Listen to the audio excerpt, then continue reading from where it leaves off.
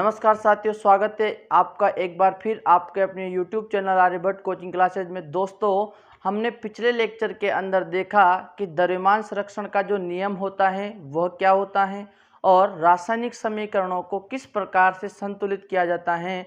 तो इस पूरी प्रक्रिया को हमने 7 चरणों में समझा था। तो आइए दोस्तों, कुछ उदाहरणों के माध्यम से हम देखते हैं कि रासायनिक समीकरणों को किस प्रकार से संतुलित किया जाता है। या फिर मान लीजिए अपने पास बोर्ड एग्जाम में क्वेश्चन आता है कि रासायनिक समीकरणों को संतुलित कीजिए, तो हम कैसे उनको संतुलित करेंगे। तो देखिए, तो दोस्तों क्वेश्चन है अपने पास कि निम्न रासायनिक समीकरणों को संतुलित कीजिए। निम्न रासायनिक समीकरणों को संतुलित कीजिए। दोस्तों मेरे पास 4 प्रश्न हैं A, B, C, D और हम प्रत्येक प्रश्न को बड़े ध्यान से एक एक करके संतुलित करने का प्रयास करेंगे। ठीक है दोस्तों, तो अपने पास जो पहली समीकरण है उसमें कौन कौन से तत्व हमें दिए गए हैं, सबसे पहली बात तो उनको पहचानना है। तो दोस्तों कौन कौन से तत्व हमें दिए गए हैं, तो हम देख सकते हैं अपने पास क्या क्या है दोस्तों। एक तो है हाइड्रोजन, एक है दोस्तों नाइट्रोजन, एक है अपने पास ऑक्सीजन। 3 तो ये हो गए। और दोस्तों क्या है, Ca अर्थात कैल्शियम। क्या है दोस्तों, कैल्शियम। ठीक है, तो कितने तत्व हुए दोस्तों अपने पास, हाइड्रोजन, नाइट्रोजन, ऑक्सीजन और कैल्शियम। इसके अलावा कोई और तत्व तो नहीं है दोस्तों, और कोई तत्व अपने पास नहीं है। तो दोस्तों 4 तत्व अपने पास हैं, हाइड्रोजन, नाइट्रोजन, ऑक्सीजन और कैल्शियम। अब क्या करना है दोस्तों, हमें इनको संतुलित करना है। क्या करना है दोस्तों, इनको हमें संतुलित करना है। तो दोस्तों हम क्या करते थे, हमने जब चरण बाय चरण रासायनिक समीकरणों को संतुलित करना सीखा तो सबसे पहले क्या करते थे, बॉक्स में बंद करते थे। क्या करते थे, बॉक्स में बंद करते थे। और द्वितीय चरण के अंदर क्या करते थे दोस्तों कि तत्वों को अभिकारकों और उत्पादों में बांटते थे और उनमें कितने कितने परमाणुओं की संख्या है वो देखी जाती थी दोस्तों। तो अब हम देखेंगे कि अभिकारक में किसी तत्व के परमाणुओं की संख्या कितनी है और उत्पाद में किसी तत्व के परमाणुओं की संख्या कितनी है। तो देखिए दोस्तों, अपने पास जो नाइट्रोजन है, अपने पास जो नाइट्रोजन है यहाँ पे कितना है दोस्तों, 1 है। कितना है दोस्तों, 1 है। और यहाँ पे कितना है दोस्तों, अपने पास नाइट्रोजन 2 है। कितना है दोस्तों, 2 है। यहाँ कितना है दोस्तों, अपने पास नाइट्रोजन 1 और यहाँ पे कितना है दोस्तों, 2। यदि मैं नाइट्रोजन को अभिकारक में 2 बनाना चाहूँ तो किससे गुणा करूँगा दोस्तों, तो मैं 2 से गुणा करूँगा। किससे गुणा करूँगा दोस्तों, 2 से गुणा करूँगा। अब मैं कह सकता हूँ कि अभिकारक में नाइट्रोजन की संख्या 2 है और उत्पाद में भी नाइट्रोजन की संख्या कितनी है दोस्तों, 2 है। ठीक है, उसके बाद हम देखेंगे दोस्तों कि हाइड्रोजन की संख्या अपने पास कितनी है। तो देखिए, हाइड्रोजन है दोस्तों अपने पास, यहाँ कितना हो गया दोस्तों, अपने पास हाइड्रोजन 2 हो गया। यहाँ कितना हो गया, 2 हो गया। और यहाँ कितना है दोस्तों, 2। तो कितना हो गया टोटल मिला के दोस्तों, 4 हो गया। अब देखिए दोस्तों, उत्पाद में जो अपने पास हाइड्रोजन है वह कितना है दोस्तों, मात्र 2 है। कितना है दोस्तों, 2 है। तो अब हम क्या करेंगे कि इस हाइड्रोजन को 4 करने के लिए किससे गुणा करेंगे दोस्तों, 2 से गुणा करेंगे। तो हम क्या कर देंगे, इसके आगे गुणा कितना लगा देंगे, 2 लगा देंगे। कितना लगा देंगे दोस्तों, 2 लगा देंगे। अब देखो दोस्तों, हमने हाइड्रोजन को भी संतुलित किया। तो अब हम देखेंगे दोस्तों ऑक्सीजन को। किसको देखेंगे दोस्तों, ऑक्सीजन को देखेंगे कि अभिकारक और उत्पाद में ऑक्सीजन की जो संख्या है वह बराबर है या फिर किसी ना किसी में कम है। ठीक है, यदि किसी में अर्थात अभिकारक या उत्पाद किसी एक में ऑक्सीजन की संख्या कम होगी तो हम किसी ना किसी संख्या से उसे गुणा करके बराबर बना देंगे। ठीक है, देखिए दोस्तों 3 × 2 कितना है वो अपने पास ऑक्सीजन 6 और यहाँ कितना है दोस्तों 2। तो कितना हुआ टोटल मिलाकर ऑक्सीजन 8। ठीक है, यहाँ कितना है दोस्तों 3, 3 इंटू 2 कितना हुआ दोस्तों 6, और यहाँ कितना है दोस्तों 2, तो यहाँ भी कितना हुआ 6 और 2 कितना हुआ 8। तो दोस्तों अभिकारक में ऑक्सीजन की संख्या कितनी थी 8 थी, और उत्पाद में भी ऑक्सीजन की संख्या कितनी हुई दोस्तों 8 हुई। तो हम कह सकते हैं कि जो ऑक्सीजन तत्व की संख्या है वह दोनों तरफ क्या है दोस्तों बराबर है, तो हमें इसे संतुलित करने की आवश्यकता नहीं पड़ेगी। ठीक है, इसके अलावा दोस्तों अपने पास कौन सा तत्व था, तो इसके अलावा अपने पास था दोस्तों कैल्शियम। क्या था दोस्तों कैल्शियम। यहाँ कैल्शियम की संख्या कितनी है दोस्तों अपने पास 1, यहाँ भी कैल्शियम की संख्या कितनी है दोस्तों अपने पास 1। तो हम कह सकते हैं कि दोनों तरफ अर्थात लेफ्ट हैंड साइड और राइट हैंड साइड में जो कैल्शियम की संख्या है वो क्या है दोस्तों बराबर है। क्या है दोस्तों बराबर है। तो हम कह सकते हैं कि जो रासायनिक समीकरण अपने पास है वो क्या होगी दोस्तों अब संतुलित होगी। क्या होगी दोस्तों संतुलित होगी। क्यों, क्योंकि हमने क्या किया, सबसे पहले नाइट्रोजन को दोनों तरफ बराबर किया, फिर क्या किया दोस्तों हाइड्रोजन को दोनों तरफ बराबर किया, फिर हमने चेक किया कि ऑक्सीजन की संख्या जो है वो बराबर है या नहीं। उसके बाद हमने क्या चेक किया दोस्तों कि दोनों तरफ जो तत्व कैल्शियम है अपने पास उसकी संख्या बराबर है या नहीं। तो ये था दोस्तों अपना पहला उदाहरण या पहला प्रश्न जिसको हमने क्या किया संतुलित किया। जो रासायनिक समीकरण अपने पास थी उसमें क्या किया दोस्तों हमने संतुलित किया। इसी प्रकार दोस्तों सबसे पहली बात तो दोस्तों ये बात ध्यान रखना आप कि इनके नाम क्या होते हैं। जैसे HNO3 को क्या बोलते हैं नाइट्रिक अम्ल बोलते हैं, CaOH2 इसको क्या बोलते हैं दोस्तों कैल्शियम हाइड्रोक्साइड बोलते हैं, CaNO3 कैल्शियम इसको क्या बोलते हैं दोस्तों कैल्शियम नाइट्रेट बोलते हैं। क्या बोलते हैं कैल्शियम नाइट्रेट बोलते हैं। तो आपको ये बातें पता होना चाहिए कि इनको क्या बोला जाता है।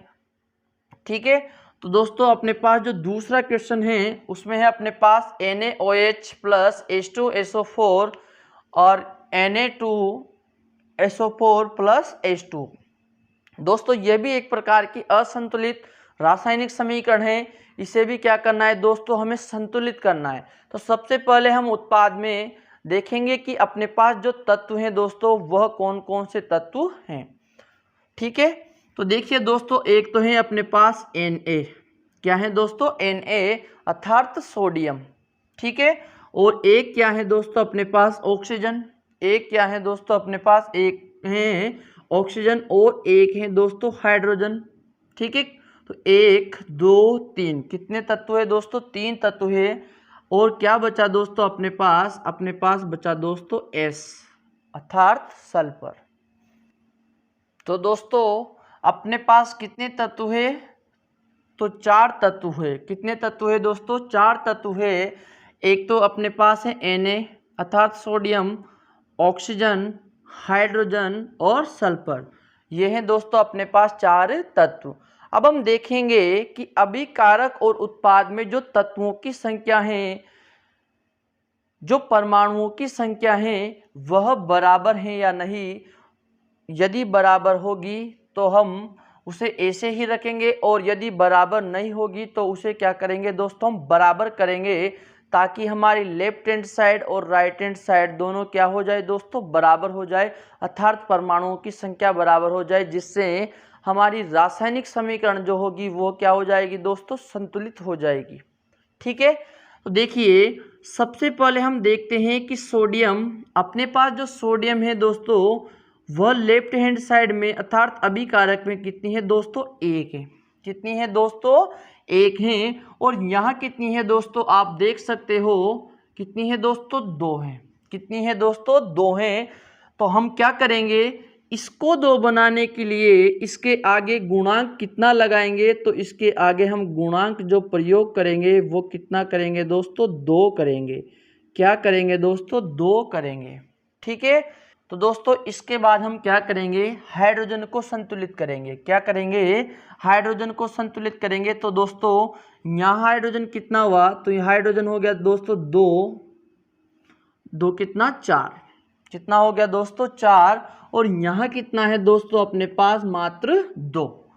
हाइड्रोजन को 4 बनाने के लिए गुणांक कितना लगाएंगे दोस्तों? तो हम लगाएंगे दोस्तों 2 लगाएंगे। कितना लगाएंगे?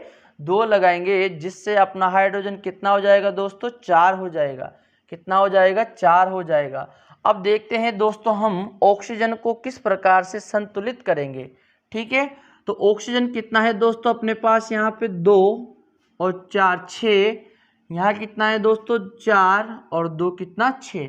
तो हम कह सकते हैं कि जो अपने ऑक्सीजन परमाणुओं की संख्या है वह क्या है दोस्तों? बराबर है। अपने जो ऑक्सीजन परमाणुओं की संख्या है वह क्या है दोस्तों? बराबर है। तो इसको संतुलित करने की आवश्यकता है क्या? नहीं है ना। तो इसको हम क्या करेंगे दोस्तों? संतुलित नहीं करेंगे। ठीक है, उसके बाद देखिए दोस्तों अपने पास क्या था दोस्तों? अगला सल्फर। क्या था दोस्तों? सल्फर। सल्फर के परमाणुओं की संख्या कितनी है दोस्तों? तो ये है अपने 1।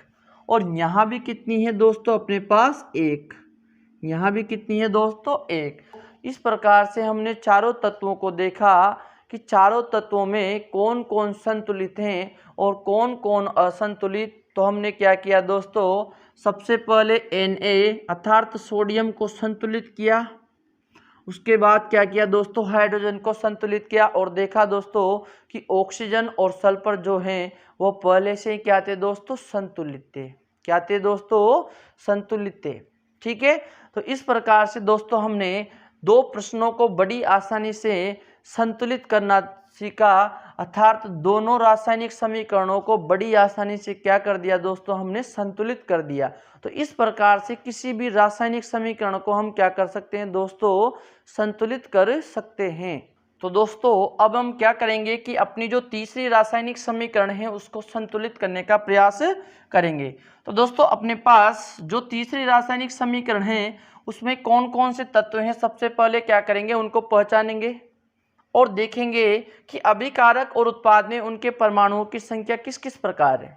ठीक है, तो दोस्तों यहाँ है अपना NaCl Ag N और O। तो कितने तत्व हैं दोस्तों अपने पास? 5 तत्व हैं। एक तो है Na sodium, chlorine, Ag silver, N nitrogen, O oxygen. तो दोस्तों अपने पास क्या है? 5 तत्व हैं। कितने हैं दोस्तों? 5 तत्व हैं। तो हम देखेंगे कि यहाँ अभिकारकों में और उत्पादों में दोस्तों इनके परमाणुओं की संख्या समान है या असमान है। तो यदि असमान है तो हम क्या करेंगे दोस्तों? इनको सबसे पहले समान करेंगे ताकि रासायनिक समीकरण किस प्रकार के हो जाए? संतुलित रासायनिक समीकरण हो जाए। तो दोस्तों हम देखेंगे सबसे पहले अपने पास जो Na है वह कितना है दोस्तों? यहाँ 1 है और यहाँ भी कितना है दोस्तों? 1 है। क्लोरीन कितना है दोस्तों? यहाँ 1 है और यहाँ भी कितना है दोस्तों? 1 है। यहाँ Ag कितना है दोस्तों? 1 है। यहाँ भी कितना है दोस्तों? Ag 1 है। नाइट्रोजन कितना है दोस्तों? यहाँ पे 1 है। यहाँ भी कितना है दोस्तों? 1 है। ऑक्सीजन कितना है दोस्तों? 3 है। यहाँ भी कितना है? 3 है। तो हम कह सकते हैं कि यह जो रासायनिक समीकरण है दोस्तों यह क्या है? संतुलित रासायनिक समीकरण है। अर्थात हमें इस रासायनिक समीकरणों को संतुलित करने की आवश्यकता नहीं पड़ेगी, क्योंकि यह रासायनिक समीकरण पहले से ही क्या है दोस्तों? संतुलित हैं। तो यह जो रासायनिक समीकरण होगी यह पहले से क्या होगी दोस्तों? संतुलित होगी। तो इसी प्रकार से हम देखेंगे दोस्तों कि जो अपनी चौथी रासायनिक समीकरण है उसको हम किस प्रकार से संतुलित करेंगे। ठीक है, तो दोस्तों यहाँ कौन कौन से तत्व हैं अपने पास, सबसे पहले उनको देखेंगे। दोस्तों यहाँ अपना Ba अर्थात बेरियम, Cl यानी कि क्लोरीन, तो यहाँ से 1 2 तत्व हो गए। तीसरा तत्व हाइड्रोजन, चौथा तत्व क्या है? सल्फर, और पांचवा तत्व क्या है अपने पास? ऑक्सीजन। पांचवा तत्व क्या है दोस्तों? ऑक्सीजन। तो दोस्तों अब हम क्या करेंगे? सबसे पहले देखेंगे कि अभिकारकों और उत्पादों में किस तत्व के परमाणुओं की संख्या अलग अलग है। तो देखिए दोस्तों हम देखते हैं कि Ba अर्थात बेरियम यहाँ 1 है तो यहाँ भी कितना है दोस्तों? 1 है। तो हम कह सकते हैं कि अभिकारक और उत्पाद में बेरियम की संख्या क्या है दोस्तों? बराबर है। उसके बाद देखेंगे दोस्तों Cl जो है अपने पास, Cl जो है यहाँ कितना है दोस्तों? 2 और यहाँ कितना है दोस्तों? 1।